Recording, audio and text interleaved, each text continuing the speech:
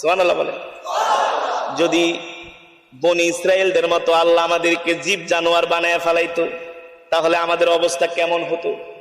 এই জমিনে আমরা বসবাস করতে পারতাম না, ঠিক কিনা বলেন? একমাত্র আল্লাহ তাআলা আল্লাহর নবীর দোয়া কবুল করেছেন, আর আল্লাহ তাআলার নবী বলেছেন, ওগো আল্লাহ, আমার উম্মতকে শুধু দুনিয়ার জমিনে তুমি তো এই সমস্ত আযাব দিতে পারবা না, আমার 1 নাম্বার শর্ত, আর 2 নাম্বার শর্ত হলো কাল হাসরের ময়দানে যখন তুমি বিচারকের আসনে বসবা, হাসরের ময়দানে যখন বিচারের কার্য শুরু করবা, আমার একটা উম্মতকেও আমার পারমিশন ছাড়া জাহান্নামের আগুনে দিতে পারবা না। এই যুবক, এই নবীকে ভালোবাসবা না,